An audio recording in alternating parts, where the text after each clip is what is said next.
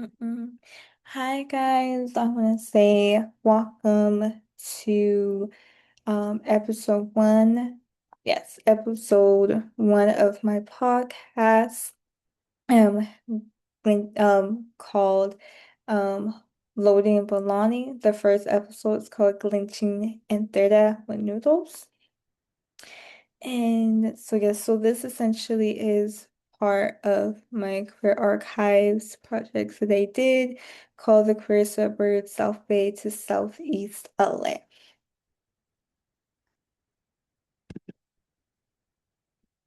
Before I begin, I wanted to do some trigger warnings. So this project includes discussion of sensitive topics including transphobia, discrimination, harassment, and systematic marginalization. It also references experiences related to identity-based violence and social inclusion. These topics are discussed in the context and or history interview and are presented with care and respect. Okay. So I kind of wanted to start with a little introduction. So this project explores how identity, safety, and belonging are shaped through lived experiences. And this is through an oral history interview that I did with Cruz, who was now the program director of La Casita. And so through the interview, I examined how they navigate being indigenous, trans, and navigating legal and institutional barriers when moving through different kinds of spaces. The story highlights not only personal resilience, but also how community spaces become essential sites of care, survival, and visibility.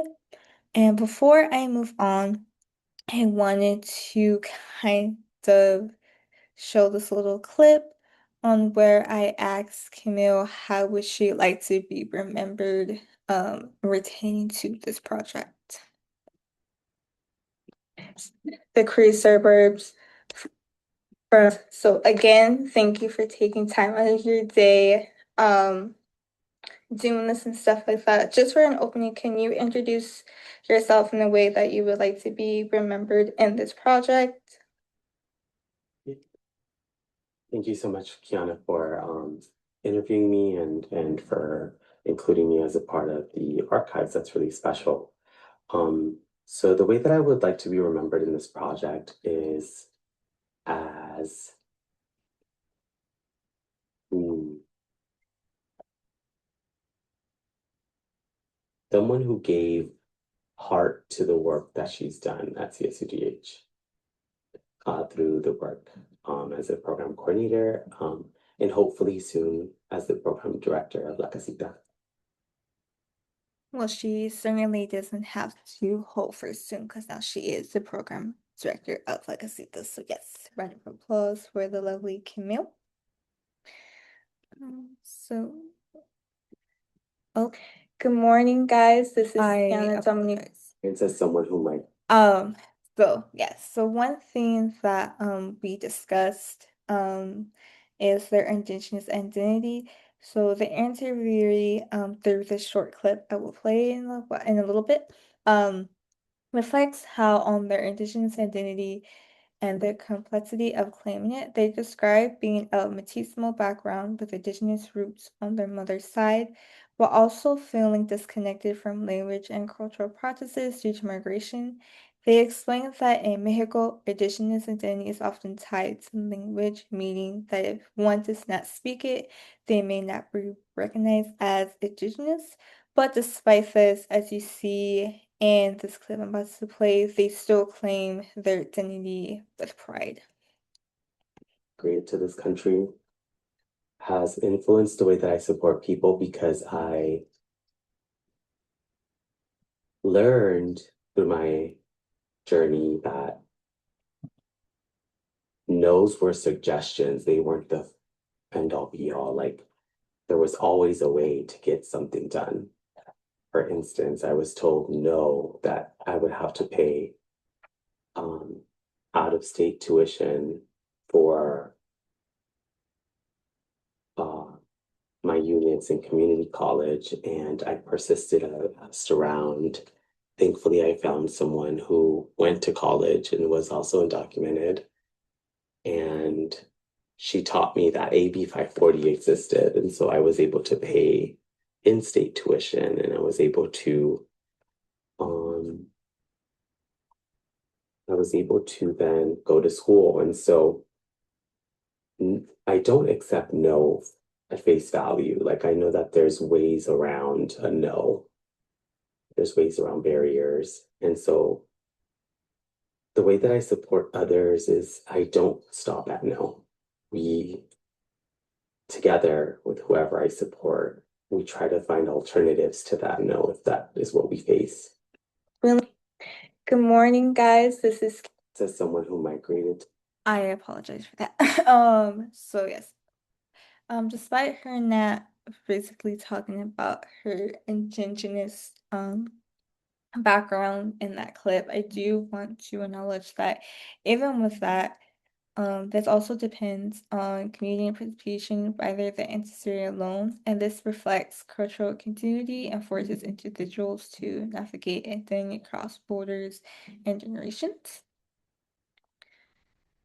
Also too, a little side pivot, I wanted to talk about also too, it's kind of retaining to her indigenous identity, but also to I also asked her about and stuff like that, like how does that look like retaining to her trans identity and how she with that basically sorry basically navigates the world, especially right now when it comes to our current climate.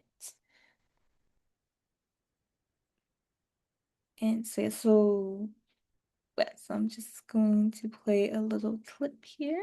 How do you believe your gender identity shapes the way you experience the world?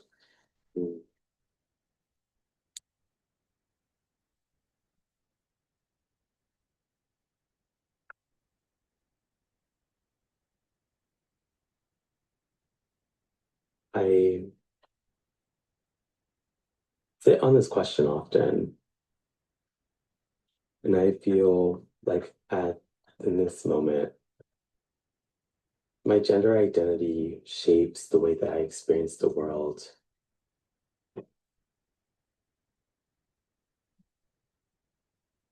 Um, by knowing that like I am an expression of freedom. There is so much disdain, disgust, distrust of transgender individuals. Um, and while it's scary, certainly, to live in such a hateful world, I bask in the power of my freedom. And before I transitioned, a quote that was really helpful for me to step into that power was, and the day came when being, I'm not remembering it fully, but when being closed in a bud was more painful than the risk it took to bloom. And I think that by blooming, I have been able to express a type of freedom that most people dream of. Like not giving a damn what the world thinks is powerful. And I'm learning now to not live in fear and not be guided by fear, but by freedom. Um, and I think that true freedom is the absence of fear. And so that is how my gender identity has shaped how I navigate the world. As you heard from Camille, they describes their trans identity as expression of freedom, while also acknowledging hostility and stigma trans people face. Over time, though, their experience of his species shifts. I knew they do talk about early in their transition, and this is kind of pivoted also to the next slide where we discuss more of this in detail. But early in their transition, they started being treated, as they said, with disgust and hostility. And later, with that medical transition, also kind of created a sense of safety where they feel less visibly targeted, but also too that just reflects the certain spaces that they're in, which is something we'll also discuss further down the line. However, the sense of safety is confidential. They explain that when they speak, which is also what I'll just save that for the next section. But another thing that we kind of talked about where is in terms of their indigenous identity that also too is a concept as known as two-spirit. They did tell me they do see themselves as being two-spirit, but also too they acknowledge in their indigenous community and a lot of and in some indigenous communities don't necessarily have a word for two-spirit, but essentially they kind of pivoted that word because they feel that it resonates with them in a way of understanding themselves. But again, as they mentioned, at the same time, they're careful not to generalize indigenous identities, recognize that different communities define gender differently. And this reflects, especially in Susan Schechter's argument, that gender identity is shaped by historical and cultural context rather than fixed categories. And so yes, as I mentioned, sorry, the interview was like we kind of went back and forth. But one thing, of course, as I mentioned earlier, was the concept of passing disability and safety. Um, Also too, again, like I said, the sense of safety, to reiterate, is confidential and explain that, and they'll explain this in the clip that I'll show you. That when they speak, they can still be identified as trans, which sadly can lead to harassment or threats. And this reflects what C. Raleigh Shorten argues that trans identity is shaped by visibility, race, power, and that being seen is not, unfortunately, always safe. And in this clip, Camille did mention some instances where she didn't necessarily feel safe. Hate from people. And then a few years later, I my face softened, the hormones kicked in, and people would approach me with more curiosity and, excuse me, and confusion, like trying to investigate who I was or what I was, often came up. And now I'm in a third stage where I've had, medical interventions to align my gender identity with how I feel. And I think that that has created a safetier net for me.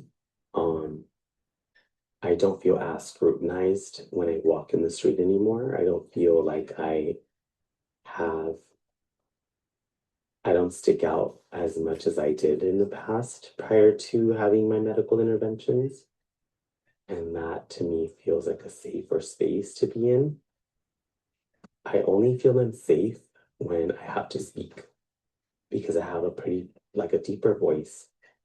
Um, and so it, as we say, clocks me immediately.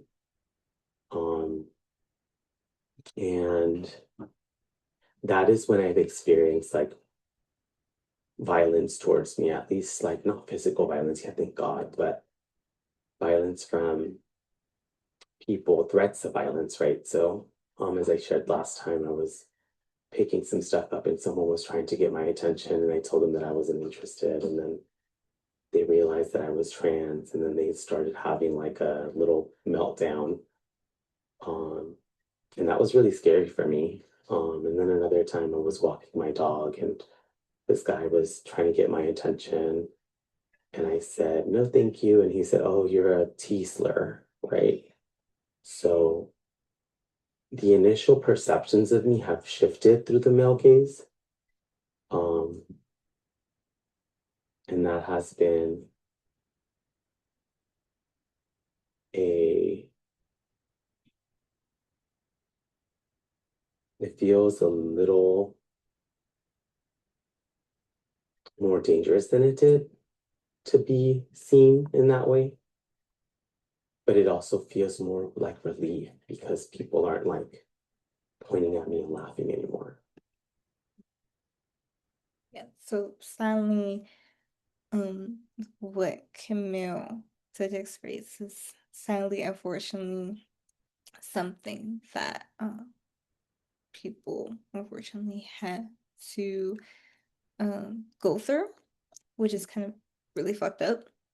Um, but she really mentioned the concept of public versus community spaces. I remember in the interview that we she talked about when it comes to like let's say like if it's very white and heteronormative, she doesn't really feel safe in those kind of spaces. And it kind of highlights how her experience again differs depending on the space they occupy, and public spaces interactions are shaped by discomfort, judgment, and subtle shifts in how people treat them.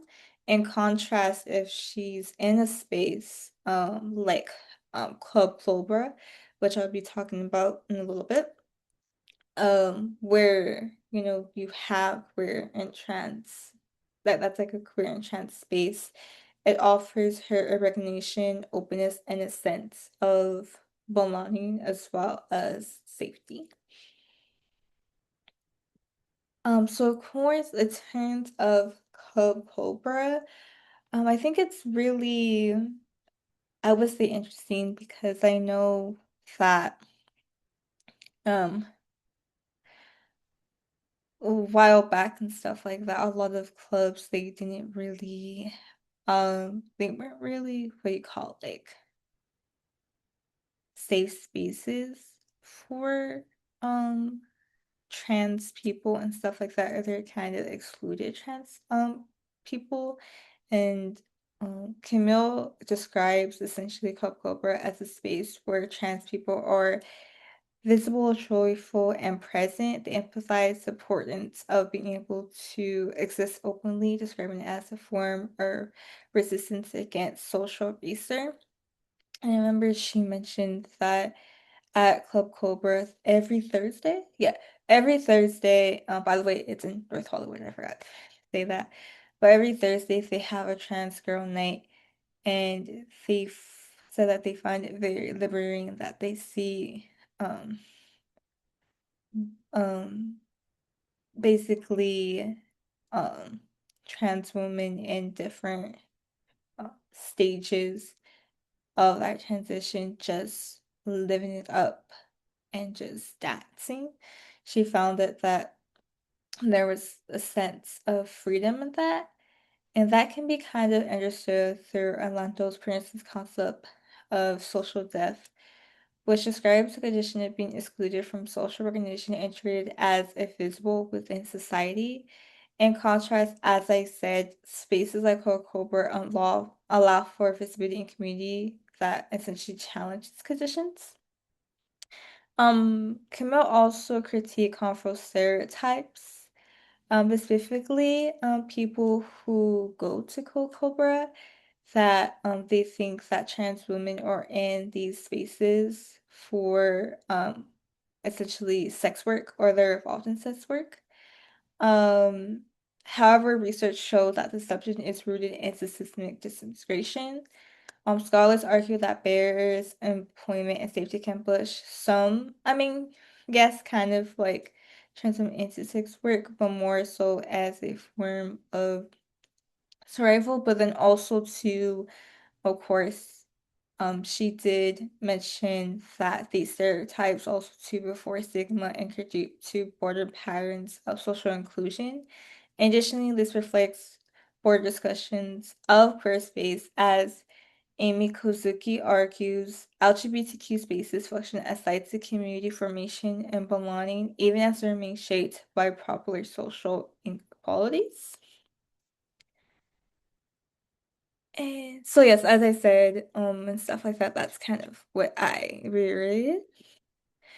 In terms of, I would say, a community space, we do have like Asita, as I said, Camille is the program coordinator and now the program director.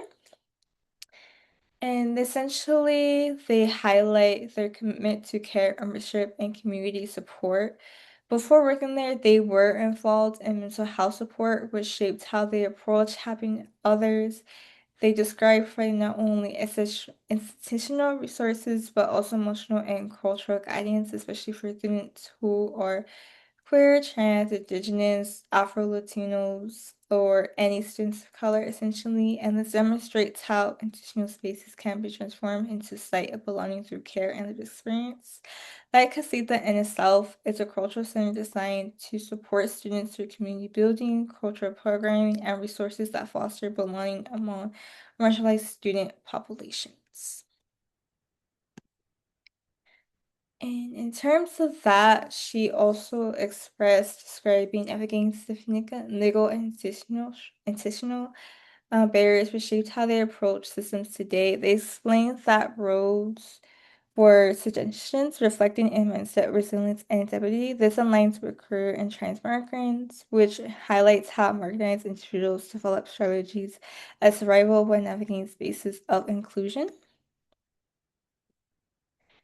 And with that, to kind of top it all off, I kind of wanted to end this podcast with a little piece of advice Camille had for upcoming queer and trans students. What would you, if there's any advice, what would it be in terms to future queer and trans students? Mhm. The first one is live. Like, live. There are soul crushers out here and soul killers, and I would say resisting that by all costs. To and we do that through living and loving ourselves. Um, Remember that you are always whole and so valuable and so beautiful. And I hope that every queer and trans student can see that for themselves too.